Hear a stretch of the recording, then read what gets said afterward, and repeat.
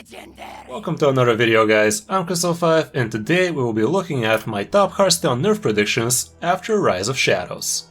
As you probably have noticed, Blizzard almost always does a balance change several weeks after a new expansion hits, and I feel this one is not gonna make an exception. Quick side note, I actually joined the esports team, Team Genji, so I think it's time to change my borders. Not bad. Anyway, make sure to drop a like if the video helped you, and don't forget to subscribe if you're new. It really helps out the channel a lot, and I thank you for that. Now, I think it's time to get in the video.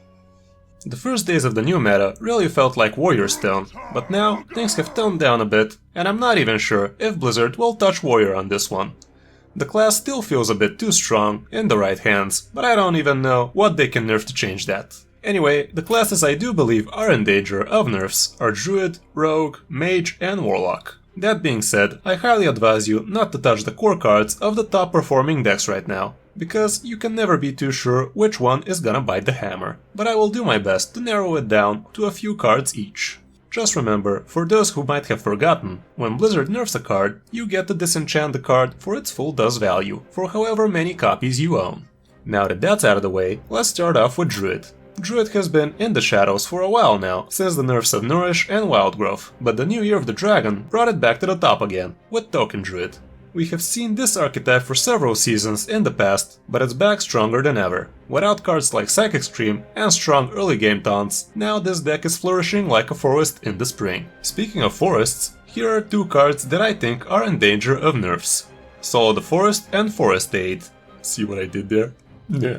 Both of these cards are super strong and annoying to play against, and they are probably in the crosshairs of the Blizzard balance team. Soul of the Forest might get toned down with a mana increase to 5, which will make it a bit harder to pull off early, and Forest's Aid might go either up to 9 mana or one of the trends might get chopped off, leaving it only with 4 trends. I really doubt they will touch the twin spell tag on it, even though that is one of the reasons why this card is so busted in the mid and late game.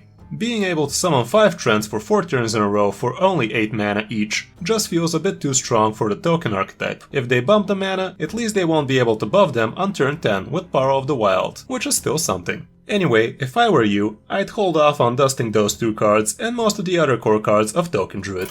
Let's move down to Rogue. Here, I think Raiding Party is the card that is in the greatest danger. It gives Tempo Rogue quite a lot of tempo, and being able to play it for free on turn 1, or better yet on turn 3 along with a fat Edwin, makes it all that much greater. The fact that you're drawing specific cards with it is also a huge bonus. Possible nerfs here would be to reduce the number of pirates to 1 or to bump up the cost to 4, although you will still be able to play it for free on turn 1. It's quite a powerful card and it gives rogues tons of steam, so I'm quite interested to see if and how Blizzard will touch this card. Evil Miscreant is also very strong in the new meta, but a nerf on that is a bit unlikely.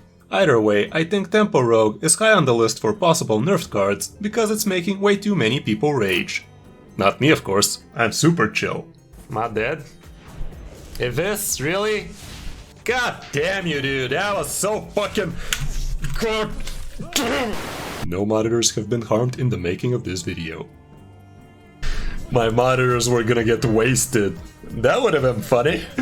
For you guys, not for me. Next we have Mage, and more specifically the new Mage twin spell, Conjurer's Calling. This is a really versatile and powerful card, and along with the twin spell tag, I think it becomes a bit overpowered. Having it only for 3 mana opens up a lot of nutty options, especially with Khadgar. Bumping it to 4 mana should balance it a bit, and won't destroy the Conjurer Dragon Mage, which highly relies on this single card for most of its power. And the last class we will talk about is Warlock. Here, the main card I will discuss is actually neutral, but it's mostly seen in Warlock so far, so close enough. I'm talking about Magic Carpet, of course. This card has quite the stats for its cost, and the effect on it is pretty huge.